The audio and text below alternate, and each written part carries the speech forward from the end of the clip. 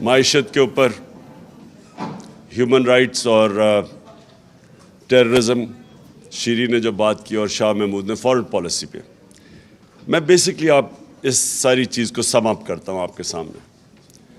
لیکن سب سے پہلے تو جو ایک ملک کا نظریہ ہوتا ہے کہ ایک ملک کیوں بنتا ہے، پاکستان کیوں بنا، وہ ایک نظریے کے تحت بنا تھا. اور جو نظریہ ہوتا ہے وہ ایک ملک کا روڈ میپ ہوتا ہے. آپ کا جو فاؤنڈنگ فادرز پاکستان کے، جنہوں نے ایک آبجیکٹو، پلیز خاموشی تھوڑی، جو آبجیکٹو ریزولوشن پاس کی تھی، وہ بیسکلی ایک بڑی ڈسکشن کے بعد ایک روڈ میپ آیا تھا کہ پاکستان کیوں بنا ہے. تو یہ بڑا امپورٹنٹ ہے اگر ہم ان چیزوں، ان سبجیکٹس، اور یہ تینوں سبجیکٹس کنیکٹڈ ہیں، یہ جڑے ہوئے ہیں ایک دوسرے کے ساتھ، اور یہ جڑے ہوئے ہیں پاکستان کے نظریے کے ساتھ. نظریہ پاکستان کا یہ تھا، پاکستان ایک اسلامی فلاحی ریاست بنے گی. بڑا کلیئر نظریہ تھا. اور وہ ریاست بیس کس پہ تھی؟ اگر آپ علامہ اقبال کا سارا جو کوشش تھی مسلمانوں کو جگانے کے لیے غلامی سے، تو وہ ساری ریفرنس پوائنٹ ان کا تھا مدینہ کی ریاست پہ. کیونکہ وہ ابھی بھی مسلمان سمجھتے ہیں کہ وہ گولڈن پیریڈ تھا مسلمانوں کا، جدھر جو پرنسپلز نبی صلی اللہ علیہ وسلم نے بیس کیے تھے، ان پرنسپلز کے بیسز پہ وہ قوم جس کی کوئی حیثیت نہیں تھی، اس نے دنیا کی امامت کی. اور یہ ہسٹوریکل فیکٹ ہے. یعنی یہ ایک ایسی چیز ہے جو آپ کہانیاں نہیں کہہ سکتے، متس نہیں کہہ سکتے. جس طرح گریک میتھولوجی ہے، متس ہے، لیکن یہ ہسٹوریکل فیکٹ ہے کہ 622 اور 632 کے بیچ میں دنیا کی تاریخ کا سب سے بڑا انقلاب آ گیا تھا. وہ انفارچونیٹلی ہمارے ملک کے اندر کبھی اس کی، ہم نے اپنی یونیورسٹیز میں ڈیبیٹ نہیں کی، ہم نے اپنے بچوں کو نہیں بتایا کہ وہ کیا چیز تھی کہ ایک دم ٹرانسفارم ہو گئے انسان.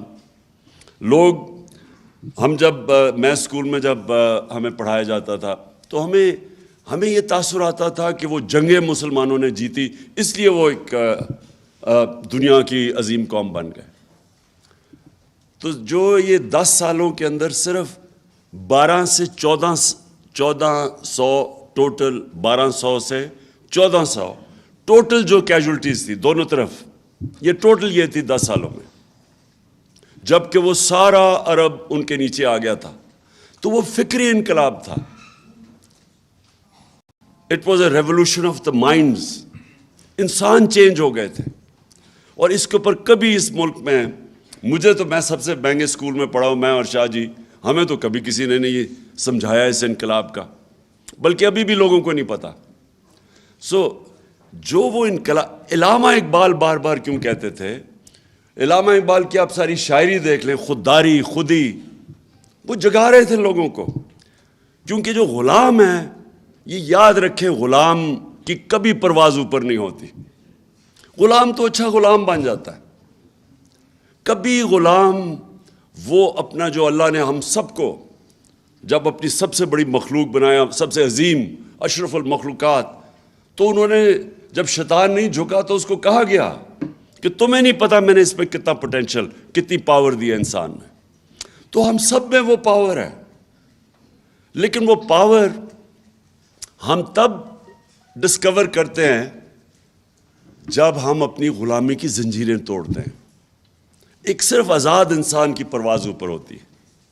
تو میں جب یونیورسٹی گیا انگلینڈ میں، اور میں نے ان کا سسٹم دیکھا، اور پھر میں بڑی دیر پروفیشنل کرکٹ کھیلتا تھا. آدھا سال میرا، کوئی 15-20 سال ادھر ہوتے تھے، آدھے میں پاکستان دیکھتا تھا.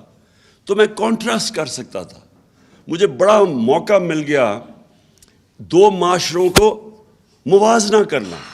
ڈفرینسز کیا ہے ہمارے، کیا ان کی طاقت ہے، کیا ہماری طاقت ہے، کیا ان کی کمزوریاں ہیں، ہماری کمزوریاں کیا ہے. یہ مجھے بڑا زبردست، آدھا مہینہ، آدھا سال ادھر گزارتا تھا، آدھا سال پاکستان گزارتا تھا. تو مجھے دونوں جو سوسائٹیز تھی ان کو میں نے بڑی اندر سے دیکھا، اور میں شاید وہ پاکستانی تھا جس کو ایک برطانیہ کے انگلش اسٹیبلشمنٹ نے اپنایا، تو میں نے اندر سے ان کو دیکھا۔ تو دیکھیں، جو چیز ایک اگر معاشرے نے اوپر جانا ہے، اس کی پرواز اوپر جانی ہے، تو آزادی کے بغیر معاشرہ اوپر نہیں جا سکتا۔ اب وہ کیا چیزیں ہیں جو اب، اور اسی دوران میں نے پھر سٹڈی کیا اپنی تاریخ، اسی دوران یہاں سے جب گیا نہیں مجھے پتا تھا، آہستہ آہستہ میں نے اپنا سارا اپنی تاریخ، اپنی دین، اس کو سٹڈی کیا، تو میں نے ریئلائز کیا کہ جو اللہ کیوں ہمیں حکم دیتا ہے کہ ان کے راستے پہ چلو، ہماری بہتری کے لیے، کیونکہ وہ دنیا کی تاریخ کا سب سے سکسیسفل ماڈل تھا۔ کبھی بھی نہیں ہوا کہ اتنے تھوڑے وقت میں 2 سپر پاورز گھٹنے ٹیک جائیں، ان لوگوں کی جن کی حیثیت ہی کوئی نہیں تھی، کوئی ٹیکنالوجیکل ایڈوانس نہیں تھا۔ مثلا چنگیز خان کے منگولین بھی دنیا پہ چھا گئے تھے، لیکن ان کے پاس انہوں نے زبردست ایک وار مشین ڈیولپ کی تھی، ٹیکنالوجی تھی ان کی کمان تھی جو زیادہ دور مارتی تھی، اس کی وجہ سے وہ گئے تھے۔ یہاں تو ایک کتاب بھی ہے، دی عرب کانکویسٹ، وہ لکھتی ہے کہ یہ جب یہ نبی صلی اللہ علیہ وسلم دنیا کے پردہ کرنے کے بعد 30 سال میں وہ ساری دنیا پہ چھا گئے، کوئی نئی ٹیکنالوجی نہیں تھی، جو جنگیں ہوتی تھیں ان کے نمبر بھی کم ہوتے تھے، دوسرے زیادہ ہوتے تھے، اور وہ کیونکہ ایک انگریز لکھ رہا ہے، وہ فینومینا اسٹڈی کر رہا تھا کہ کیا چیز تھی، کہ کیا ان کی موٹیویشن تھی۔ تو مجھے جو افسوس ہوتا ہے کہ ہم نے کبھی اس چیز کو اپنے بچوں کو بتایا ہی نہیں۔ میں نے رحمت اللہ عالمین اتھارٹی بنائی اسکالرز کی، تاکہ کریکولم ڈیولپ کریں ہمارے اسکول کے بچوں کے لیے، تاکہ بچے یہ سمجھے فینومینا، ہم اپنے بچوں کو بتائیں، کیونکہ آج یاد رکھیں، آج جو موبائل فون کی وجہ سے جو آج ہمارے بچوں کو مشکلات اور کنفیوژن کا سامنا کرنا پڑا ہے، جس طرح کا مٹیریل موبائل فون پہ اب ہے، اگر آپ اپنے بچوں کو نبی صلی اللہ علیہ وسلم کی سیرت سے ان کو مضبوط نہیں کریں گے، یہ بہت مشکل وقت ہے بچوں کے، یوتھ کے لیے بھی۔ تو اس لیے میں نے یہ اتھارٹی بنائی کہ یہ ڈیبیٹ ہوگی یونیورسٹیز میں، ہماری اسکالرشپ اس کو اسٹڈی کریں گے، اس فینومینا کو، اور یہ اس حکومت نے آ کے وہ بند کر دی اتھارٹی۔ یہی اگر یہ فینومینا اگر امیجن کرے ویسٹرن سویلائزیشن میں ہوا ہوتا تو ابھی پتہ نہیں کتنی فلمیں بن رہی ہوتی، کیا ہوتا، کتابیں لکھی جا رہی ہوتی، ان کے ہالی ووڈ کے اندر بتایا، کیونکہ کبھی بھی اتنے تھوڑے وقت پہ اتنے عظیم لوگ ہی نہیں آئے، یہ بھی ہسٹوریکل فیکٹ ہے۔ جو نبی کے ارد گرد تھا وہ ایک عظیم انسان بن گیا۔ حضرت بلال جو غلام تھے، انہوں نے 2 جنگوں کے اندر قیادت کی۔ انسانوں کو بدل دیا، میرا پوائنٹ سارا یہ ہے، اور انسان بدلتا ہے ذہن کے اندر، جب آپ اس کو آزاد کرتے ہیں، اس کو بڑا ضروری تعلیم دیتے ہیں، صحیح تعلیم دیتے ہیں۔ تعلیم بھی ہر کوئی تعلیم آزاد نہیں کرتی، اور تعلیم اور پھر انصاف۔ مدینہ کی ریاست کی بنیاد عدل اور انصاف تھی، کیونکہ جو ابھی شیرین نے بڑی بات کی کہ جو جسٹس ہے، جو انصاف ہے، وہ انسان کو حقوق دیتا ہے، اور انسان کے جو ہیومن رائٹس ہیں وہ انسانوں کو آزاد کر دیتا ہے۔ اور میں نے کیسے دیکھا، کیونکہ میں تو یہاں جب گیا تو یہاں ایوب خان کی ڈکٹیٹرشپ تھی، تو ادھر جب میں نے دیکھا کہ اسٹوڈنٹس، یونیورسٹی اسٹوڈنٹس، ان سب کو اپنے رائٹس کا پتہ تھا، اتنی سی کوئی ان کا وزیر وغیرہ کوئی ایسے لگے کہ اس نے ٹیکس پیئر کا پیسہ غلط خرچ کر دیا، اسٹوڈنٹس بول پڑتے تھے، ڈیمونسٹریشنز ہو جاتی تھی، اتنے آگاہ تھے وہ کہ ہمارے حقوق کیا ہیں۔ آزاد لوگ تھے، اور آزاد لوگ پریشر ڈالتے ہیں حکومت کے اوپر، اس کی جرت نہیں ہوتی کہ لوگوں کے حقوق کی خلاف ورزی کرے. قوم، آزاد قوم اپنے پروٹیکٹ کرتی ہے اپنے حقوق کو. اور آزاد قوم میں آزاد ذہن آتے ہیں اور آزاد ذہن ہی اوپر جاتے ہیں. یہ جو انوویشنز ہوتی ہیں دنیا میں، ڈسکوریز ہوتی ہیں، انوینشنز ہوتی ہیں، یہ اوریجنل مائنڈز کرتے ہیں. غلام نہیں کر سکتے. غلام انتظار کرتے ہیں کہ جی ہمیں وہاں سے ہمیں کوئی نئی بتایا جائے، جی نئی ٹیکنالوجی، اور ہم وہ اڈاپٹ کر لیتے ہیں. لیکن آزاد ذہن ڈسکوری کرتے ہیں. اور اسی لیے کتنے 100 سال تک سارے ٹاپ سائنٹسٹ مسلمان تھے، کیونکہ وہ آزاد انسان تھے. آپ جب ان کے حقوق، جو کلچر ڈیولپ ہوا تھا مدینہ کی ریاست میں، آپ رائٹس کا یہ دیکھیں کہ آج بھی آپ تصور نہیں کر سکتے کہ یہودی شہری حضرت علی رضی اللہ تعالیٰ سے کیس جیت جاتا ہے جب وہ خلیفہ ہوتے ہیں. آپ تصور کریں گے کہ آج بھی آپ یہ تصور کر سکتے ہیں کہ مائنورٹی جا کے ایک ہیڈ آف اسٹیٹ سے کیس جیت سکتی ہے کورٹ آف لاء میں. تو انہوں نے سب سے زیادہ ایمفسس انصاف پہ دیا اور رائٹس پہ. عورتوں کو لبریٹ کیا، جو پہلی دفعہ عورتیں جو اصل لبریشن رائٹس دیے ان کو، انہیریٹنس، پراپرٹی رائٹس. آج بھی پاکستان کے اندر 80% عورتوں کو، بیچاریوں کو پراپرٹی رائٹس نہیں ملتے، حالانکہ ہم نے قانون پاس کیا کہ انفورس کرنے کے لیے پراپرٹی رائٹس. لیکن وہ تب دے دیے تھے. یورپ میں کوئی 100-150 سال پہلے آئے تھے. اور پھر غلاموں کو آزاد کیا. بیسکلی وہ انہوں نے آزاد کیا تھا انسانوں کو، انصاف دے کے، رائٹس دے کے. اور سیکنڈلی فلاحی ریاست، جو بھی شیرین بات کر رہی تھی. دیکھیں، ویلفیئر اسٹیٹ کا کانسیپٹ پہلی دفعہ مدینہ کی ریاست میں آیا تھا. اور آج مجھے تکلیف ہوتی ہے، اور میں انگلینڈ میں نے پہلی دفعہ اپنی زندگی میں ایک ویلفیئر اسٹیٹ دیکھی. پہلی دفعہ ہم نے دیکھا کہ ایک آدمی، غریب آدمی ہے، اس کو مفت تعلیم مل رہی ہے، کوالٹی، اس کے بچے کو. عدالت میں جاتا ہے تو لیگل ایڈ مل رہی ہے اس کو.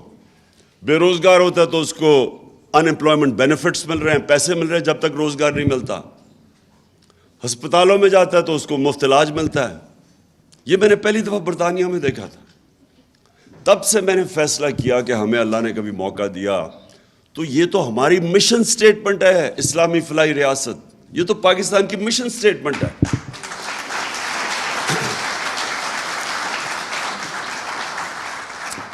اور پھر یہ جو ہم ابھی شیرین نے بتایا، ہمارا اتنا ہیلتھ کارڈ ہم لے کے آئے، اور آپ اندازہ نہیں لگا سکتے کہ یہ غریب گھرانے کے لیے کتنی بڑی نعمت ہے. آپ اندازہ نہیں لگا سکتے. جو آدمی، میں نے شوکت خانم کینسر ہاسپٹل کیوں بنایا تھا؟ والدہ کو کینسر تھی، تکلیف میں تھی، یہاں کوئی ہاسپٹل نہیں تھا. میں ایک ڈاکٹر کو میو ہاسپٹل میں، مجھے ابھی بھی یاد ہے ڈاکٹر مسعود ہوتے تھے، میں ان سے کنسلٹ کرنے گیا اپنی والدہ کے اوپر.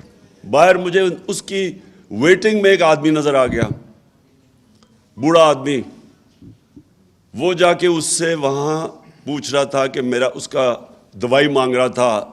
کوئی دوا اس کے جو کمپاؤنڈر جو بھی ہوتا ہے اس کے پاس کہہ رہا تھا کہ ایک طرف پرچی پکڑی ہوئی ہے، ایک طرف دوائیاں پکڑی ہوئی. کہتا ہے میں نے ساری دوائیاں لے لی ہیں. اس نے کہا نہیں، آپ نے نہیں لی، آپ نے ابھی یہ بھی لینی ہے. تو اس کی میں نے شکل دیکھی، بوڑھا آدمی. تو جب وہ گیا میں نے اسے پوچھا کیا ہوا اس نے کہا یہ سارا دن مزدوری کرتا ہے اور ساری رات اپنے بھائی کے ساتھ بیٹھتا ہے جو کینسر سے مر رہا ہے. تب میں نے فیصلہ کیا کہ ہمارے جیسے لوگوں کو اتنی تکلیف، امیجن کریں بیچارے غریبوں کے اوپر کیا گزرتی. تو سوچے کہ کسی گھر پہ بیماری ہوتی ہے، وہ پہلے سے ہی سبسسٹنٹ مشکل سے اپنا، اور آج کل کے زمانے میں تو میں سوچ بھی نہیں سکتا، جو بجلی کا بل دے، بچوں کے اسکول فیس دے، کیا کرے. اور ایک بیماری ہوتی ہے، ساری ایویڈنس شو کرتی ہے کہ ایک ایسی بیماری آتی ہے، سب سے زیادہ جو لوگ غربت کی لکیر سے نیچے جاتے ہیں وہ ایک گھر میں بیماری آ جاتی ہے. اس میں سارا گھر بار اپنا پیسہ پوسا خرچ کر کے مقروض ہو جاتا ہے. تو وہ ہیلتھ کارڈ انہوں نے بند کر دیا. اور وہ بے حسی دیکھیں ان لوگوں کی. وہ یہ کہہ رہی ہے کہ عمران خان کو فائدہ ہو جائے گا اس لیے بند کر دو. وہ دوسرا بھی سوچ رہا ہے ہاں وہ کہہ رہا ہے، وہ دوسرا کہہ رہا ہے، وہ شہباز شریف کہ ہاں بند کر دیتے ہیں اور میں کہوں گا ہمارے پاس پیسہ نہیں ہے.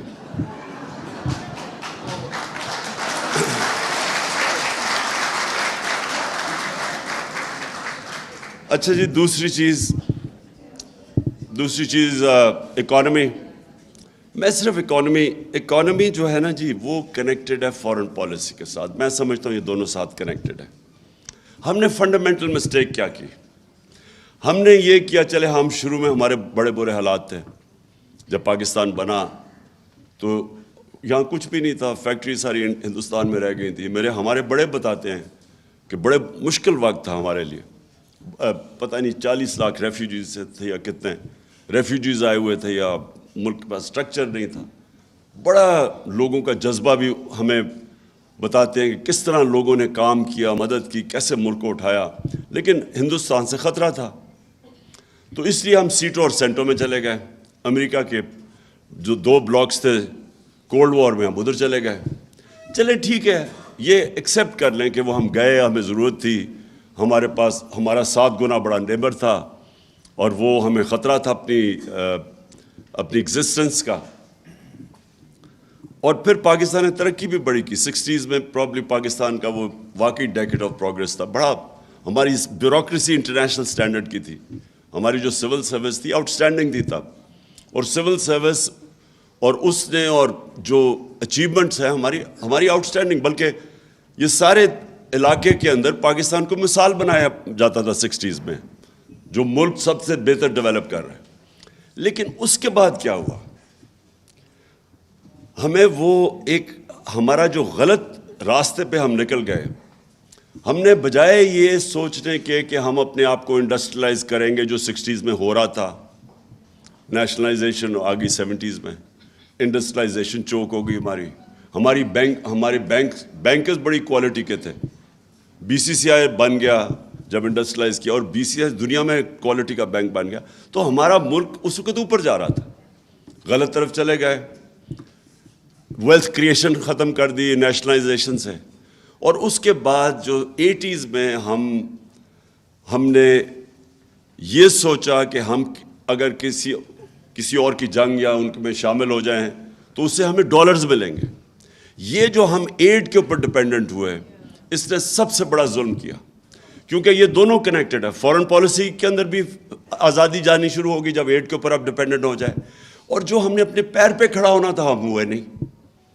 دیکھیں، ایک قوم جب تک اپنے ملک کے اندر ویلتھ کریشن نہیں کرتی، اپنے خرچے خود نہیں اٹھاتی، تو وہ تو تھوڑی دیر کے بعد، وہ مقروض ہونے کے بعد غلام بن جائے گی. اس کی آزادی تو جہاں نہیں ہے. اور آپ کی فارن پالیسی کنیکٹڈ ہے آپ کی اکانومی کے ساتھ. جو ہم نے نیشنل سیکورٹی پالیسی جو لیٹسٹ بنائی تھی، اس پہ ہم نے دونوں کو کنیکٹ کر دیا کہ صرف فوج نہیں آپ کو بچا سکتی. جب تک آپ کی اکانومی سسٹینیبل نہیں ہے اور اپنے پیر پہ نہیں کھڑا ہوتی، آپ نہیں آزاد فیصلے کر سکتے. لیکن میرا ایک اور، جب ہماری باری آئی گورنمنٹ میں، تو ہم نے یہ فیصلہ کیا کہ ہم نے اب ایک انڈیپینڈنٹ فارن پالیسی کی طرف جانا ہے، اور ہر وہ چیز کرنی ہے جیسے پاکستان میں ویلتھ کریشن ہو. اس کا مطلب ایکسپورٹس بڑھانی ہے. اور یہ ابھی جو شوکت علی نے بتایا کہ یہ جو وزٹ آیا ہے لنڈن سے، اس نے 5 سال کے اندر ایکسپورٹس تو بڑھی نہیں. تو یہ اس کی کیا قابلیت تھی کہ اگر ملک کے اندر آپ نے اپنی آمدنی نہیں بڑھائی. دیکھیں، فائنانس منسٹر کا کیا کام ہوتا ہے؟ اس کا یہی ہوتا ہے نا، بتانے کے لیے اپنی آمدنی بڑھائے اور خرچے پورے کرے. سمپل ٹرمز میں بتائیں نا، یہ کوئی باقی آپ اکنامک ٹرمز اور جاگن استعمال کریں گے، لیکن بیسکلی جو آپ سب جانتی ہیں، جنہوں نے خواتین بیٹھی ہیں، جنہوں نے گھر کے خرچے پورے کرنے، ان کو بتاتا ہے کہ یہ ہماری آمدنی ہے، یہ خرچے ہیں، اب آپ نے بیلنس کرنا ہے. تو بیلنس کرنے کے لیے جو آپ کی، جب تک آپ ایکسپورٹس نہیں بڑھائیں گے تو پیسہ کدھر سے آنا ہے؟ اور یہ کون مین، یہ جو آدمی ہے، یہ کون مین ہے، کیونکہ یہ تو بہت بڑا فراڈ ہے. اس فراڈ نے، آپ یہ سوچیں کہ 5 سال اگر ہماری ایکسپورٹس ہی نہیں بڑھی تو اس کا کمال کیا ہے کہ جو اس کو اب لے کے آ رہے ہیں. اس نے صرف یہی نہیں کیا ایکسپورٹس نہیں بڑھی، ہماری ایکسپورٹس بھی نہیں بڑھی، اور جو بنانزا آنا تھا کہ تیل کی قیمت آدھی تھی، جب ہمیں گورنمنٹ ملی ہے ہمارا کتنا 37%، کتنا ہمارا تیل پہ جاتا ہے خرچہ؟ 37.5% جو ہمارا امپورٹ بل ہے وہ تیل سے ہے. تو جب تیل آدھی قیمت پہ تھا تو ہونا تو چاہیے تھا کہ ہمیں اپنے ریزروز بلڈ کرنے چاہیے تھے، ہمیں اپنی ایکسپورٹ بڑھانی چاہیے تھی. اس نے کیا کیا؟ اس نے روپے کو اوور ویلیو کیا. اور میری تھیری ہے اس کے اوپر، اوور ویلیو اس لیے کیا کیونکہ یہاں سے یہ روپیوں کو ڈالر پہ چینج کر کے باہر بھیج رہے تھے تو زیادہ ڈالر آتے تھے، کیونکہ اس کی کوئی اکنامک سینس تو نہیں ہے. آپ کی انڈسٹری بند ہو رہی ہے، ٹیکسٹائل فیصل آباد میں جاؤ تو وہاں وہ ریل اسٹیٹ میں چلے گئے انڈسٹری بند کر کے. تو انڈسٹری کے ایکسپینس پہ، ایکسپورٹس کے ایکسپینس کے اوپر آپ نے روپیہ کے نیچے رکھا ہوا ہے. ایکسپورٹس اسے رک گئی، انڈسٹری آپ کی جو ویلتھ کریٹ کرتی ہے وہ رک گئی، بلکہ بند ہونی شروع ہو گئی. تو کیا وجہ ہوگی پیچھے؟ میں سمجھتا ہوں کہ یہ ہے ہی کرپٹ مافیا. ان کی کوشش ہی یہ ہے کہ میکسیمم یہاں سے پیسہ چوری کر کے باہر لے جاؤ. کوئی دنیا میں مثال نہیں ہے کہ سارا ٹبر باہر بیٹھ گیا جا کے. پاکستان میں گورنمنٹ کر کے لوٹنے کے لیے آتے پھر باہر چلے جاتے ہیں. اس کی کوئی مثال نہیں ہے. مجھے کوئی بنانا ریپبلک بھی بنائے جدھر اس طرح کا مذاق ہو رہا ہے، اور وہ جیسی ان کی پتہ چلے چوری پکڑنی ہے باہر بھاگ جاتے ہیں. مشرف کے دور میں بھی وہاں باہر بھاگ گیا، NRO لے کے واپس آ گیا.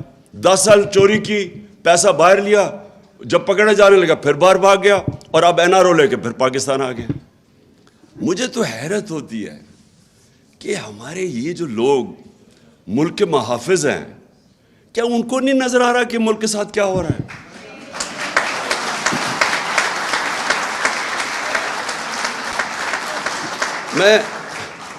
ہم نہیں چاہتے، میں اننیسری تنقید کسی کی نہیں کرنا چاہتا اپنے اداروں کو، لیکن مجھے یہ سمجھ نہیں آتی کہ کیا یہ اس کے لیے کوئی جینیس تو نہیں ہے؟ کیا سب کو نہیں نظر آ رہا کہ ملک کے ساتھ کیا ہو رہا ہے؟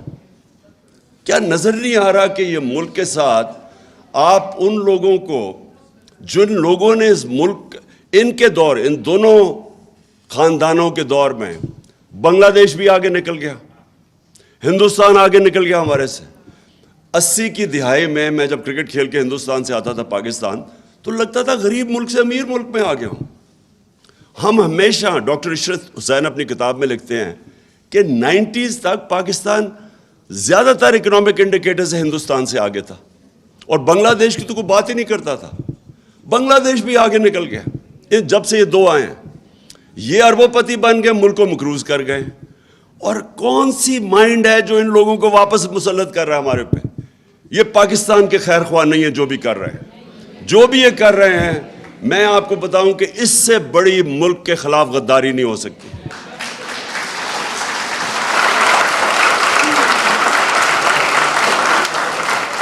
اور تو اور چھوڑیں. مجھے سمجھ نہیں آتی کہ کیا ہم ریئلائز نہیں کر رہے کہ ہم اپنے ملک کو، معاشی نقصان تو ایک طرف ہے، ہم اس ملک کی اخلاقیات کس طرح تباہ کر رہے ہیں. مولانا رومی کی بڑی فیمس سینگ میں بار بار ریپیٹ کرتا ہوں کہ انہوں نے سے پوچھا قوم کیسے مرتی ہے؟ انہوں نے کہا قوم تب مرتی ہے جب اچھے برے کی تمیز ختم کر دیتی ہے. یعنی ایک قوم کا جو ایک ملک کولیپس تب کرتا ہے، اکنامک کولیپس بعد میں آتا ہے، پہلے مورلی کولیپس کر جاتی ہے جب آپ ایک ملک میں نامور ڈاکوؤں کو سب کے سامنے تماشا دیکھ رہے ہیں کہ ان کو آپ رجیم چینج کے اوپر بھی آنے دیتے ہیں. اس کے بعد وہ آ کے اپنے 1100 ارب روپے کے کیسز معاف کروا رہے ہیں. امیجن کریں، لوگوں کی کمر ٹوٹی ہوئی ہے اس وقت مہنگائی سے، اور انہوں نے 1100 ارب روپے کے کیسز معاف کروا رہے ہیں. اور پھر آتے ساتھ ہی وہ اس کو اتنی شرم نہیں آتی مریم کو کہ میرے داماد کو ہندوستان سے مشین منگوا دو. اور پھر اس کی ایک منٹ بس، اور پھر یہ بھی نہیں شرم آتی کہ اس کی ہاؤسنگ سوسائٹی کوئی بن رہی ہے تو اس میں اس کے اندر جو گریڈ سٹیشن ہے وہ کچھ 60-70 کروڑ روپے کا ہوتا ہے، وہ قوم پہ ڈال دو. شہباز کہتا ہاں وہ ہم نے کروا دیا، یعنی عوام اس کے پیسے دے گی. نارملی جو ہاؤسنگ سوسائٹی ہے اس کے اوپر ہوتا ہے خرچہ, تو وہ بھی 60-70 کروڑ روپیہ. اتنی شرم ہے کہ اتنے پیسے بنا لیے لیکن پھر بھی وہ بیچارے لوگوں کا خون چوسنے آ گئے. اور پھر وہ کہہ رہے جی وہ مریم ناراض نہ ہو جائے, وہ کہتا نہیں فکر نہ کرو, اسحاق ڈار اسے سمجھا لے گا, کون مین کو طریقہ بنا لے گا. یہ ملک سے مذاق ہو رہا ہے. اچھا سو میں ابھی فورن پالیسی کی آپ سے بات کروں کہ یہ دیکھیں کہ یہ شوکت نے جو آپ کو سلائیڈز دکھائی, اس میں کیا نظر آیا. اس میں یہ انہوں نے کہا نا جی کہ ہم نے بڑے مشکل ان کے لیے حالات چھوڑ کے گئے. انہوں نے کہا, یہ بار بار شہباز کہتا ہے جی بارودی سرنگیں چھوڑ کے چلے گئے ہم ان کے لیے. انہوں نے جو ملک چھوڑا تھا, تیل کی قیمت آدھی, $20 ارب کا کرنٹ اکاؤنٹ ڈیفیسٹ, بیرونی خسارہ $20 ارب. ان کی آمدنی کتنی تھی؟ $19 ارب آ رہی تھی ریمیٹنسز, اور 5ویں سال 24 ارب آ رہی تھی ایکسپورٹ سے پیسہ. ہم جب چھوڑ کے گئے دگنی تھی تیل کی قیمت. ہمیں جب انہوں نے جب ابھی یہ رجیم چینج کی سازش کے تحت, یہ ذرا سن لیں فگرز, $20 ارب یہ چھوڑ کے گئے, $16 ارب ہم چھوڑ کے گئے. ان کی آمدنی تھی ریمیٹنسز اور ایکسپورٹس ملا کے 43 بلین, 43 ارب. ہماری ریمیٹنسز اور ایکسپورٹس ملا کے 63 بلین تھی, 63 ارب. سو $20 ارب زیادہ ہم چھوڑ کے گئے, اس کے باوجود کہ تیل کی قیمت دگنی تھی. ایکسٹرا 20 ارب اور خسارہ کم چھوڑ کے گئے 16 ارب, جبکہ ویکسینز کے اوپر علیحدہ ہم نے 3 ارب دیا تھا. اور کووڈ کے دوران یہ یاد رکھیں, یہ لوگ یہ سمجھتے نہیں ہیں, ہم نے اس سے بہت بہتر کرنا تھا. کیا ہوا جس سے ہماری بڑی اچھی, جس طرح شاہ محمود نے کہا, میری بڑی اچھی ان کے ساتھ پریزیڈنٹ شی کے ساتھ اور وہ جو پریمیئر لی, ہماری بڑی اچھی ان سے تعلقات. 2 سال کے لیے چائنا بند ہو گیا, ہم سب کچھ ہمارا بیچ میں رہ گیا. ہمارے اسپیشل اکنامک زونز ہم نے بنائے ہوئے تھے, ادھر سے چائنیز کمپنیز انٹرسٹڈ تھی اس میں, جن سے ہماری بات چیت چل رہی تھی. 2 سال چائنا بالکل بند ہو گیا, ہمیں ادھر سے ہمیں نقصان ہوا. پھر ہمیں ویکسینز کے پیسے دینے پڑے, پھر کموڈٹی سپر سائیکل آ گیا, دگنی ہوگی تیل کی قیمت, جس کی ایکسپورٹس ہماری 37% ادھر. تو اس کے باوجود کم ڈیفیسٹ چھوڑ کے گئے, 4 ارب کم ڈیفیسٹ چھوڑ کے گئے, اور آمدنی $20 ارب زیادہ چھوڑ کے گئے. اور ادھر یہ اس کو انہوں نے ابھی جو آپ نے فگرز دیکھے کہ ملک کا ذرا حال دیکھیں آج کدھر پہنچا دیا, کہ آج 5 مہینے میں کوئی دشمن بھی نہیں کر سکتا تھا جو انہوں نے پاکستان سے کیا ہے. 45 یا 47% انفلیشن, مہنگائی, سینسٹیو پرائز انڈیکس 47% پہ ہے. جو ہماری ایکسپورٹس ہے وہ ڈکلائن کر رہی ہیں, اور ریمیٹنسز کیونکہ گیپ اتنا بڑا ہو گیا ہے ایکسچینج ریٹ میں, جو آفیشیل اور جو مارکیٹ میں ہے اس کا گیپ بڑھ گیا, ریمیٹنسز گرنے والی ہیں. تو یہ ملک کو آپ کدھر دھکیل رہے ہیں. وہ شہباز شریف جا کے اگر اس کی اگر آپ وہ انٹرویو دیکھ لینا, وہ جو اس نے وہ بلومبرگ والی عورت کو دیا ہے, میں نے اس سے زیادہ ہے آپ کے پاس. یہ ایک منٹ, پھر سے شروع سے, ایک منٹ پہلے شروع سے لگا. میں صرف یہ کہہ رہا ہوں, یہ ذرا غور سے دیکھیں کہ یہ پاکستان کا پرائم منسٹر, اچھا چلے یہ بائیڈن کے سامنے نہیں ہے, یہ بیچاری اینکر ہے, ذرا اسے دیکھیں کہ اس کو طرز دلا رہا ہے کہ میں مارا گیا, لٹ گیا, مارا گیا, مجھے بتا ذرا ہے نہیں ہے.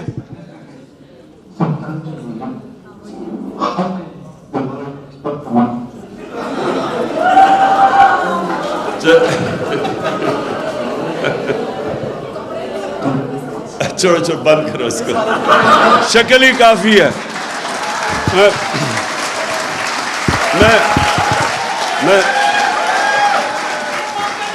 بس میں ایک منٹ, اور بس میں اب اس کی صرف شکل دیکھ لیں. مارے گئے, ہم لٹ گئے, خدا کے واسطے ہماری مدد کرو, پیسے دے دو نہیں تو پاکستانی تباہ ہو جائے گا, ہمارا ملک بکھر جائے گا. لٹرلی اس نے اس بیچارے, وہ اینکر ہے, وہ جو بائیڈن نہیں بیٹھا ہوا جس سے کہہ کے جی ہمیں پیسے دے دو, وہ اینکر بیچاری گھبرائی ہوئی بیٹھی, کہتا اپنی چینل سے لوگوں کو بتاؤ کہ ہمارا کتنا برا حالات ہے.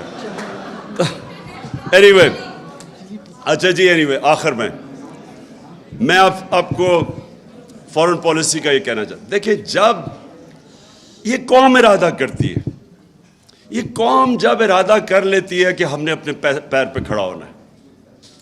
آپ 22 کروڑ پاکستانی ہیں, میں آپ کو یقین دلاتا ہوں کہ یہ قوم, اللہ نے اتنی یہاں نعمتیں دی ہیں. ہم ایک تو چائنا سے ہم بڑا نقصان ہوا ہمیں وہ 2 سال, کہ چائنا بند ہو گیا, ہم انویسٹمنٹ نہیں آ سکی, نہیں تو ہمیں کرنٹ اکاؤنٹ بھی نہیں ہونا تھا, کیونکہ ہمارے پاس انویسٹمنٹ آ جانی تھی کہ کرنٹ اکاؤنٹ نہیں ہونا تھا. دوسرا, آپ کو پتہ ہے کہ ہم نے جا کے لابی کیا, کانڈے ناسٹ جو ایک ٹاپ انٹرنیشنل میگزین ہے, اس نے کہا پاکستان از دا نیکسٹ ہالیڈے ڈیسٹینیشن, کہ وہ ملک جس کے پاس سب سے زیادہ جو چھپی ہوئی ہے, ہڈن پیراڈائز ہے پاکستان ٹورزم کے لیے. انفارچونیٹلی 2 سال کووڈ کی وجہ سے ٹورزم ساری دنیا میں ختم ہو گئی. کہنے کا مقصد یہ ہے کہ ہمارے ملک میں اللہ نے ہر کچھ دیا ہے, لیکن جب تک ایک قوم یہ نہ فیصلہ کرے کہ ہم نے اپنے پیر پہ کھڑا ہونا ہے, اس کو اپنی طاقت کا ہی نہیں پتہ چل سکتا. آج آپ ایکسپیریمنٹ کر لیں, 1 منٹ, آپ ایک ایکسپیریمنٹ کر لیں. اللہ نے انسان کو بنایا ایسے, جب اس نے کہا نا کہ سب سے عظیم مخلوق ہے میری, تو اس کی کئی کنڈیشنز ہیں ادھر پہنچنے کے لیے. ایک چیز اس نے کہ انسان اس نے بنایا ایسا ہے کہ اگر آج میں سوٹی پکڑ کے چلنا شروع کر دوں, میری ٹانگیں کمزور ہو جائیں گی. میں اگر اب بستر میں لیٹ جاؤں, میں سارا میرا جسم ہی کمزور ہو جائے گا. یہ اللہ نے بنایا. آپ ریزسٹنس دیں گے, آپ بھاری ویٹ اٹھائیں گے, آپ تکڑے ہو جائیں گے. سب سے بڑا پاور ہاؤس آپ کا ذہن ہے. جب ایک انسان فیصلہ کر لیتا ہے نا کہ میں نے یہ کرنا ہے, دنیا کی تاریخ جو لوگوں نے بڑے بڑے کام کیے ہیں, وہ پہلے مینٹلی فیصلہ کرتے ہیں, پھر وہ ایک ہی پلان بناتے ہیں, پلان اے. کوئی ان کا پلان بی نہیں ہوتا, میں ادھر تک پہنچنا ہے چاہے میری جان چلی جائے. اس میں اللہ نے ہمیں اتنی طاقت دی ہے کہ وہ خود ہی انسان کی طاقت نکلنی ہے, اس کو اپنی طاقت ڈسکور کرتا ہے. وہ جب ایک قوم یہ فیصلہ کرے, اور جی دیکھیں عمران خان نے وہ دیکھیں کیا کہہ دیا, وہ روس چلا گیا جی, امریکہ ناراض ہو گیا. اچھا جی, اس نے نریندر مودی کو کہہ دیا کہ وہ ہٹلر سے انسپائرڈ ہے, دیکھیں انڈیا کو ناراض کر دیا. وہ کشمیریوں کے لیے کھڑا ہو گیا, دیکھیں جی وہ کیا کر دیا. یہ کیا کہتے پھر رہے ہیں, وہ جی ہمیں آئسولیٹ کر دیا. ان کا مطلب یہ ہے کہ آئسولیٹ نہ کیسے ہوتا ہے, ان کے جوتے پالش کرنے شروع کر دو, ان کے پیروں میں گر جاؤ. ان کا مطلب یہ ہے کہ لوگ اس کو اچھی فورن پالیسی کہتے ہیں. یہ فورن پالیسی تو آپ 50 سال سے کر رہے ہیں, تو اب تک تو پاکستان کو سپر پاور بن جانا چاہیے تھا لوگوں کی جوتے پالش کر کے. کیا کیا ہم نے نہیں کیا اس ملک میں, مجھے یہ بتائیں. کبھی سنا کسی قوم نے جا کے اپنے کسی اور کی جنگ میں 80,000 اپنے لوگ قربان کر دیے؟ کوئی دنیا میں اس کی مثال ہے؟ یہ ان کے 3,000 سے کم لوگ مرتے ہیں, آپ کے 80,000 لوگ مر جاتے ہیں, اور کوئی شکریہ تک نہیں کرتا اس کے, بلکہ ہمیں ذمہ دار ٹھہرا دیتا ہے کہ جو افغانستان میں ان کا فیلئر ہوا. اور میں جب یہ کہتا ہوں کہ پاکستان نے تو تمہارے لیے قربانیاں دی ہیں, وہ ہمیں ذمہ دار ٹھہرا رہے تھے کہ جی دیکھیں طالبان کو پاکستان بیک کر لیا تھا اس لیے وہ ہار گئے. اور مجھے آگے سے کہہ رہے جی یہ نہ کہو, وہ امریکی ناراض ہو جائیں گے.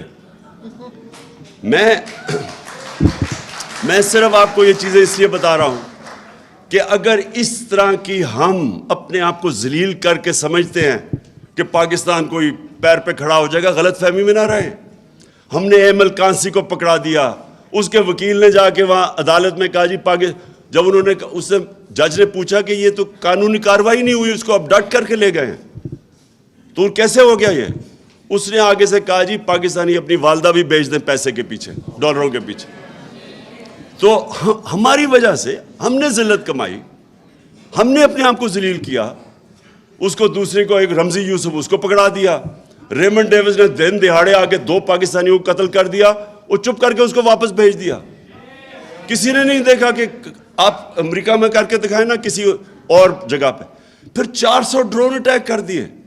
کبھی ہوا ہی نہیں کہ دنیا کی تاریخ میں کہ آپ ان کی جنگ لڑے ہیں وہ آپ کے اوپر ہی ڈرون اٹیک کر رہے ہیں. اس کی کوئی مثال نہیں ہے. اور جو فیصلہ کریں, جس کو جو ماریں کہیں جی یہ دہشت گرد ہے, کوئی ہم تحقیق کریں ڈر کے مارے کہ جی وہ ناراض نہ ہو جائے. اور اس سے اگر ہم نے یہ جوتے پالش کیے اتنی شیملیسلی اپنے آپ کو ذلیل کر کے, کیا اس سے کوئی فائدہ ہوا پاکستان کو؟ آج گرے ہوئے پیروں میں. آج جا کے نیو یارک میں بیکاریوں کی طرح بھیک مانگ رہے کہ جی ہمیں کوئی بچا لے, فلڈ آ گیا جی, یہ آ گیا, کسی طرح کوئی پیسہ دے دے. اس طرح کبھی قوم نہیں بنتی, کبھی آج تک دنیا کی تاریخ میں قوم نہیں بنی. میں بار بار مدینہ کی ریاست کی اس لیے مثال دیتا ہوں, وہ پہلے دن مدینہ کی ریاست ہی بن گئی تھی. انہوں نے جدوجہد کی تھی, انہوں نے مل کے کمیونٹی نے 2 جنگوں کے اندر, جنگ احد اور خندق کے اندر, تو امہ کو خطرہ تھا کہ وہ بچیں گے بھی یا نہیں. فاقے کیے انہوں نے جب انہوں نے سیج کی ہوئی تھی مدینہ کی. نبی صلی اللہ علیہ وسلم نے 2 پتھر پیٹ پہ باندھ کے کام کر رہے تھے, وہاں قربانیاں دے رہے تھے. قومیں قربانیاں دے کے بنتی ہیں. بیکاریوں کی طرح بھیک مانگ کے جوتے پالش کر کے کوئی قوم نہیں بنی آج تک. اور آپ کی فورن پالیسی ریفلیکٹ کرتی ہے. ہم نے جو کوشش کی شاہ محمود, ہم نے ایک خوددار فورن پالیسی بنانے کی کوشش کی. ہم نے ان کو بتایا, اور بائی دا وے امریکنوں نے بار بار سگنلز دیے کہ جی یہ تو بدل گیا پاکستان. انہوں نے ہمیں میسیجز دی کہ جی یہ تو it's not business as usual. اور وہ میں آپ کو یہ بھی بتاؤں, میں ویسٹرن مائنڈ سب سے بہتر سمجھتا ہوں. وہ آپ کی عزت کرتے ہیں جب آپ اپنے نیشنل انٹرسٹ کے لیے کھڑے ہوتے ہیں. میں جب صدر پوٹن کے ساتھ بیٹھا 3.5 گھنٹے, میری بڑی لمبی بات ہوئی, بڑی باتیں ہوئی. میں اس سے یہ بھی میں پوچھا, میں نے کہا مجھے بتاؤ باقی جو ورلڈ لیڈرز تھے, جو کیونکہ یہ تو بہت سب کو ملا ہوا ہے 20 سال سے, تو میں اس کے ویوز پوچھا. میں نے کہا فلانا کا بتاؤ, اس کا بتاؤ, اس کا بتاؤ, کیونکہ 3.5 گھنٹے ہو گئے تھے اور بھی بات کرنی تھی میں.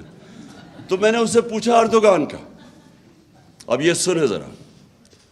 اس نے کہا اردوغان کا کہ دیکھیں یہ کئی دفعہ میں اسے, یہ ہماری پالیسیز میں کلیش ہوتے ہیں, یہ میری پالیسی مانتا نہیں ہے, لیکن میں اس کی عزت کرتا ہوں.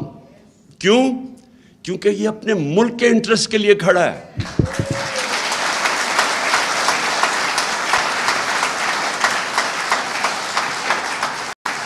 ہماری جو فورن پالیسی ہے, میں آپ کو یقین دلاتا ہوں کہ یہ جس طرح جا کے ابھی چیری بلاسم وہاں سے ہو کے آئے نیو یارک, کوئی آپ کی عزت نہیں کرتا. آپ جتنا مرضی ان کو خوش کرنے کی کوشش کریں, اور ان کے سے اس سے کسی نے ابھی سندھی کسی پولیٹیشین اسٹیٹمنٹ دی, بلاول بھٹو نے پھر پاکستان کو مین سٹریم میں لے آیا. کیا مین سٹریم میں لے آیا ہے؟ مطلب یہ ہے کہ وہ ساروں کو جا کے خوش کر کے آیا کہ جی فکر نہ کریں ہم آپ کے غلام ہیں. اور کیا لے کے آیا ہوگا؟ ایک چیز تو میں یہ کہنا کہ کیا کوشش کر رہا ہوں. دیکھیں جب آپ اپنے نیشنل انٹرسٹ کے لیے کھڑے ہوتے ہیں, دوسرے سمجھ جاتے ہیں, ان کو پتہ ہوتا ہے کہ اپنے نیشنل انٹرسٹ کے لیے کھڑے.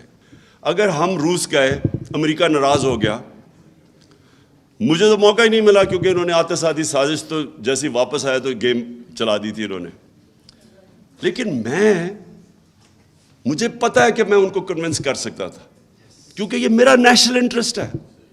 میرے برطانیہ کا مجھے ملا آدمی آ کے, اس نے کہا جی بڑے لوگ ناراض ہیں, بلکہ وہ اینکر نے بھی مجھے کہا کہ بڑے لوگ ناراض ہیں جی, آپ اس وقت چلے گئے جب وہ روس ادھر اٹیک کرنے جا رہا تھا یوکرین میں.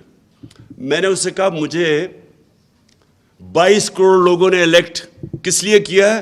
اس لیے نہیں کہ میں دنیا کی جا کے باتیں کروں گی جی اس نے کیا کر دیا تو فلانا کیا کر دیا. میں نے کہا انہوں نے مجھے اس لیے الیکٹ کیا ہے کہ میرے کم از کم 12 کروڑ لوگ, ان میں سے آدھے غربت کی لکیر سے نیچے ہیں, اور آدھوں کو جب مہنگائی کا جھٹکا پڑتا ہے وہ بھی نیچے چلے جاتے ہیں غربت کی لکیر سے نیچے. یعنی کہ دگنی آبادی برطانیہ کی، ان کی تو 6 کروڑ آبادی ہے، ہمارے 12 کروڑ لوگ وہ ہیں کہ جو اگر یہ پرائس شاک پڑے گا تو غربت کی لکیر کے نیچے چلے جائیں گے. تو میری تو وہ پرائیورٹی ہے. میں نے کہا تمہارے ملک میں مصیبت پڑ گئی ہے، مہنگائی آئی ہے، اور ان کے ملک میں کیا مصیبت، وہ کتنے اربوں ڈالر دے رہے ہیں اپنے لوگوں کو، اب سبسڈائز کر رہے ہیں، یہ انرجی کاسٹ سبسڈائز کر رہے ہیں، لیکن ان کے تو لوگوں کی سٹینڈرڈ آف لیونگ نیچے جاتی ہے. ہمارے لوگ 2 وقت کی روٹی نہیں کھا سکتے. تو میری تو وہ پرائیورٹی ہے. اور میں نے تو ہر ورلڈ سٹیج پہ یہ کہنا تھا کہ ہمیں اپنی جنگوں میں نہ شامل کرو. میں نے نے کہا آپ کشمیر کے اندر کوئی ہماری مدد کرنے آتے ہو؟ جو ہندوستان سارے انٹرنیشنل قوانین کی وائلیشنز کر رہا ہے. 1 لاکھ کشمیری مر چکا ہے، شہید ہو چکا ہے. 1 لاکھ کشمیری 30 سالوں میں 35 سالوں میں شہید ہو چکا ہے. کبھی آپ نے ان کی کبھی سوچا ہے؟ تو آپ کہہ رہے ہیں ہم تمہاری جنگ میں آ کے فیصلے آپ کی سائڈ پہ کھڑے ہو جائیں.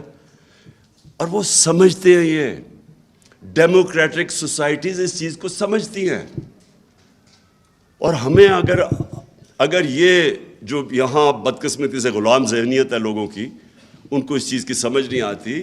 جو لوگوں کی ملکوں کی عزت، پہلے تو اپنے نیشنل انٹرسٹ کے لیے کھڑے ہو، اور سیکنڈلی جب آپ قوم اپنے پیر پہ کھڑی ہو جاتی ہے پھر وہ سب کچھ کر سکتی ہے. 22 کروڑ لوگ ہیں ہمارے لیے کوئی مشکل، میں آپ کو یقین دلاتا ہوں جتنا پیسہ پاکستانیوں کے پاس ہے کوئی مشکل نہیں ہے، ہم اپنا قرضے واپس کر سکتے ہیں.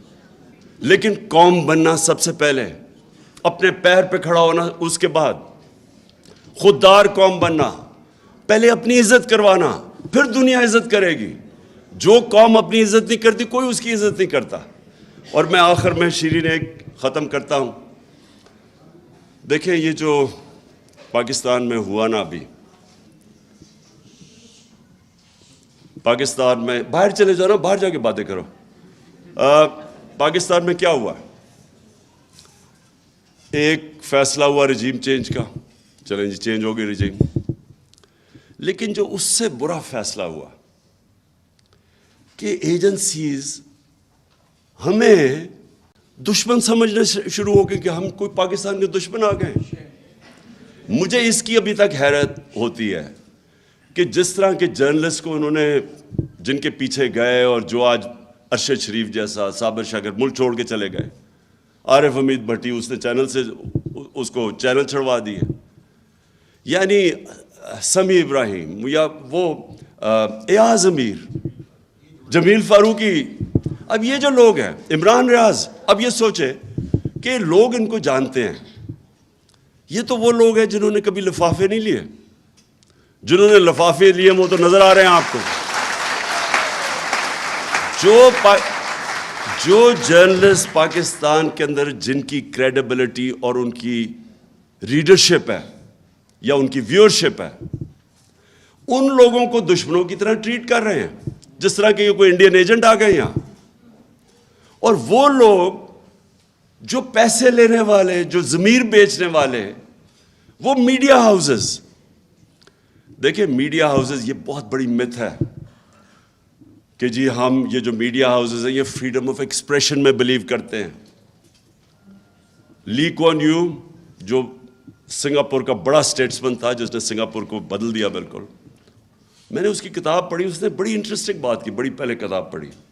اس نے کہا میں نے جب اقتدار میں آیا تو میں نے ریئلائز کیا کہ یہ جو فریڈم آف میڈیا ہے اور فریڈم آف ایکسپریشن ہے، یہ میں نے ریئلائز کیا کہ یہ فریڈم آف، یہ جو میڈیا ہاؤسز کے اونرز ہیں وہ فریڈم آف ایکسپریشن نہیں پروٹیکٹ کر رہے، وہ اپنے بزنس انٹرسٹ پروٹیکٹ کرنے کے لیے میڈیا کو استعمال کر رہے ہیں. یہ لی کوان یو نے تب لکھا، تو پھر انہوں نے پابندی لگائی. اب ہمارے بھی یہاں دیکھ لیں، ایک قبضہ گروپ ہے، اس نے ٹی وی چینل لے لی ہے، اس کی زمین خالی کروائی جا رہی ہے، جو قبضہ کیا وہ اسے چینل استعمال کرتے. یہ دنیا میں کدھر ہوتا ہے؟ یعنی یہ فریڈم آف ایکسپریشن تو نہیں، یہ تو مافیاز بن گئے ہیں. اور آج دیکھ لیں کہ قوم کدھر کھڑی ہے. جس کو کوئی جو سپورٹ کرتا ہے حق، اس کی ویورشپ اوپر چلی جاتی ہے. اور یہ جو سارے 2 نمبر لفافے ہیں، ان کو دیکھتا کوئی نہیں ہے، کیونکہ قوم فیصلہ کر بیٹھی ہے. لیکن ایجنسیز کھڑی ہوگی جا کے چوروں کے ساتھ. اب اس سے زیادہ بری کہ شہباز گل سے جو کیا ہے, یعنی وہ کوئی کرمنل تھا, وہ کوئی جاسوس تھا, وہ کوئی دہشت گرد تھا. ایک یونیورسٹی پروفیسر کو جنہوں نے ننگا کر کے اس سے جو تشدد کیا ہے, یہ کون سے معاشرے میں ہوتا ہے کہ کوئی. اور پھر جرنلسٹ کے علاوہ ہمارے وہ سوشل میڈیا کے لوگ, کوئی ان کو اٹھا لیتا ہے, کوئی ان کو پکڑ لیتا ہے, کوئی دھمکاتا ہے. ارسلان ہمارا جو سوشل میڈیا میں ہوتے تھے ہیڈ جو تھے, اس کے گھر 15-20 لوگ گھس گئے, ان کو ساروں کو دھمکیاں دیں. اس کے ایک ہی بیچارہ, وہاں عورتیں تھیں, ساروں کو ڈرایا. ایک بیچارہ نوجوان تھا, اس کو بری طرح مارا انہوں نے. سیف اللہ نیازی اس کے گھر گھس گئے. یعنی یہ کدھر ہو رہا ہے؟ کوئی ہم دشمن ملک سے آ گئے ہیں ہر جگہ. اچھا پھر ٹیلی فون پہنچ جاتے ہیں. کوئی ایک آیا مجھے, اس نے کوئی یونیورسٹی میں انوائٹ کرنا تھا, پرائیویٹ یونیورسٹی تھی, وہ میرے ابھی گھر سے باہر ہی نکلا, اس کو دھمکی آ گئی کہ اگر تم نے عمران خان کو بلایا تو پھر یہ ہو جائے گا, وہ ہو جائے گا. یعنی یہ کون سے ملک میں یہ مذاق ہوتا ہے؟ اور یہ اچھا, اور میں اس لیے اپنی قوم کو کہتا ہوں کہ یہ وقت ہے ان کے خلاف کھڑا ہونا. یہ جو نامعلوم کال سے آ کے ڈرانا دھمکانا ہے, اس کو واپس ڈرائے ہوئے.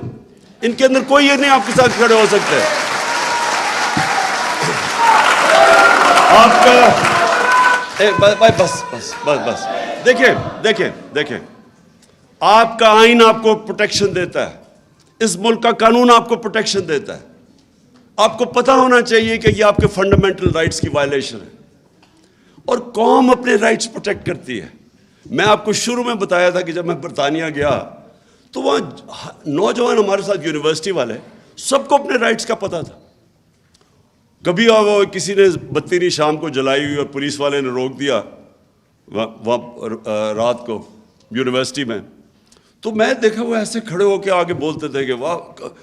اور آزاد لوگ تھے, آزاد قوم تھی, اس لیے اس کو پتا تھا غلاموں کے رائٹس نہیں ہوتے, اور آپ نے اپنے رائٹس کے لیے قوم نے کھڑا ہونا ہے. یہ نامعلوم نمبر سے جو نانسنس ہے, آپ کو ان کے ساتھ بات کرنی پڑے گی کہ تم ہو کون, تم ہمارے ٹیکس کے پیسے کے اوپر تنخواہ پہ چل رہے ہو. تمہیں کس نے رائٹ دیا ہے کہ ایک ملک کے شہری, جو ہم ہیں اس قوم کے شہری, ہم ٹیکس دیتے ہیں, ہمارا ڈیموکریٹک رائٹ ہے, میرا آئین رائٹ دیتا ہے مجھے. تم ہو کون؟ ایک تنخواہ دار آدمی مجھے میرے ٹیکس کے پیسے سے کام کر رہا ہے, اس کو پیسے مل رہے ہیں, اور مجھے ہی دھمکیاں دے رہا ہے کہ تم یہ نہ کرو, تم وہ نہ کرو. تم کون ہو؟ آئین مجھے پروٹیکشن دیتا ہے, آپ کا قانون آپ کو پروٹیکشن دیتا ہے. اور یہ میں ساری قوم کو کہنا چاہتا ہوں کہ دیکھیں, قوم تب تک غلام رہے گی جب تک وہ غلامی قبول کر لے گی.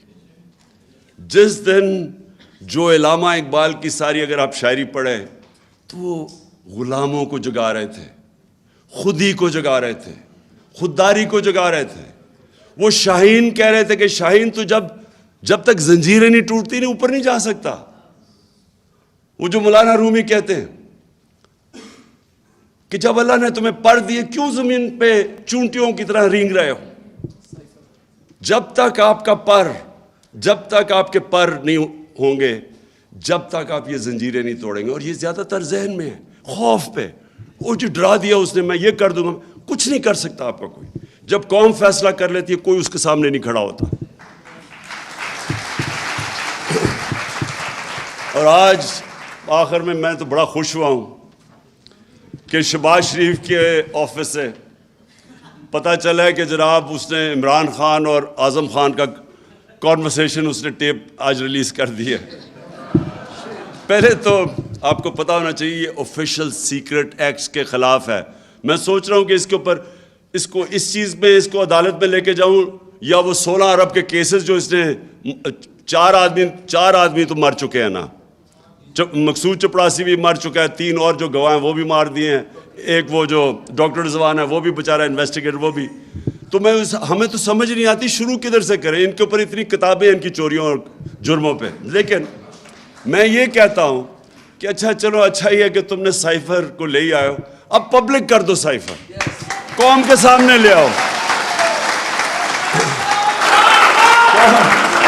قوم کے سامنے لے آؤ کہ ایک امریکی under secretary of state Donald Lu ایک پاکستان کے ایمبیسڈر کو کیا زبان استعمال کر رہا ہے، کس تکبر سے کہہ رہا ہے کہ اگر تم نے اپنے پرائم منسٹر کو عدم اعتماد کی اس میں نہ تم نے اس کو ہٹایا تو پاکستان کے اوپر بڑے کانسیکوینسز ہوں گے، اور اگر تم نے ہٹا کے اس کو چیری بلاسم کو لیا تو معاف کر دیا جائے گا پاکستان کو۔ یہ سائبر میں یہ لکھا ہوا ہے، چیری بلاسم میں نے خود ایڈ کر دیا ہے، مطلب تو یہی ہے نا اس کا کہ عمران خان کو ہٹا کے تو یہ پہلے سے اچکن سلوا کے بڑی دیر کی انتظار کر رہا تھا یہ، تو یہ میں آج چاہتا ہوں کہ یہ آپ سائفر کو پبلک کے اندر لے آئیں۔ جو ڈونلڈ لو نے باتیں کی تھی ہمارے اسد مجید کے ساتھ، ہمارے ایمبیسڈر کے ساتھ، وہ ساری قوم کو اب پتہ چلنا چاہیے کہ وہ کس طرح پاکستان کو دیکھتے تھے، کہ ہمیں کس طرح وہ دیکھ رہے ہیں جیسے کہ ہم ان کے کوئی غلام ہیں۔ میں آخر میں پھر آپ سب کا شکریہ ادا کرتا ہوں۔ میں پھر سے کہتا ہوں کہ یہ پاکستان کی تاریخ میں ایک فیصلہ کن وقت ہے، یہ فیصلہ کن وقت ہے۔ میں نے فیصلہ کیا کہ میں نے کبھی ان چوروں کو قبول نہیں کرنا، کبھی میں یہ چاہے یہ نااہلی کے اوپر، اچھا ایک اور وہ جتنا گھٹیا چیف الیکشن کمشنر ہے نا، اس سے زیادہ میں نے گھٹیا آدمی نہیں دیکھا۔ آپ یہ سوچیں کہ یہ حکم لے رہا ہے، کس سے حکم لے رہا ہے؟